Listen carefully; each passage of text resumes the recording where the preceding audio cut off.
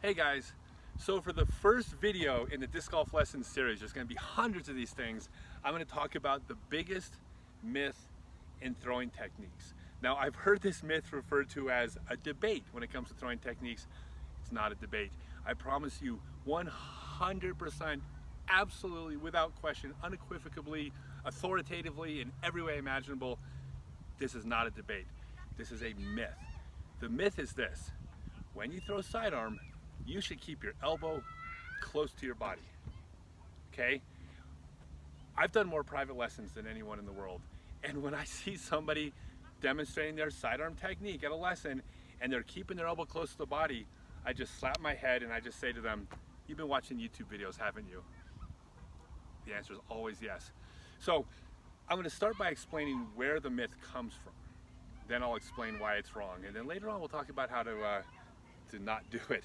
So here's why this misconception started. So when a disc flies, it needs spin, obviously. And the faster a disc flies, the more spin it needs relative to how fast it's going. So it's not about spin, it's about spin relative to speed. Now, when you keep your elbow close to your body, you're going to accomplish two things that they're trying to have as the goal for doing this. The first is you're going to reduce the speed of the disc, right? It's about spin to speed ratio. If you reduce the speed, all of a sudden, magically you have enough spin. But you only have enough spin because the disc isn't flying fast enough to go anywhere.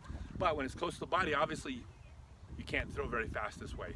The second reason is that there is three things, and I'll get to this later, as far as how to generate spin on the disc, but one of those has to do with reducing the follow through. Now, if your elbow's close to your body, you're reducing the follow through by default. So you're increasing the spin, decreasing the speed. That's a correct throwing technique, right? But wrong. You cannot throw a disc far or accurate thrown like that. I used to call it rexing. Like, I thought about it, if a Tyrannosaurus Rex played disc golf, this is how it would throw. Right? Don't do it.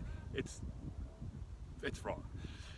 So when you throw sidearm on your backhand is going to be way back here, just like you're throwing a ball. Your elbow's not going to be anywhere near your body. Now, when you're throwing a hyzer with a sidearm, your elbow is going to pass close to your body, but that's only because that's the angle you're throwing. If you were throwing flat or an anhyzer, your elbow's not anywhere near your body, and of course at the follow through on the sidearm is going to be out here, nowhere near your body. The follow through on the sidearm is not this.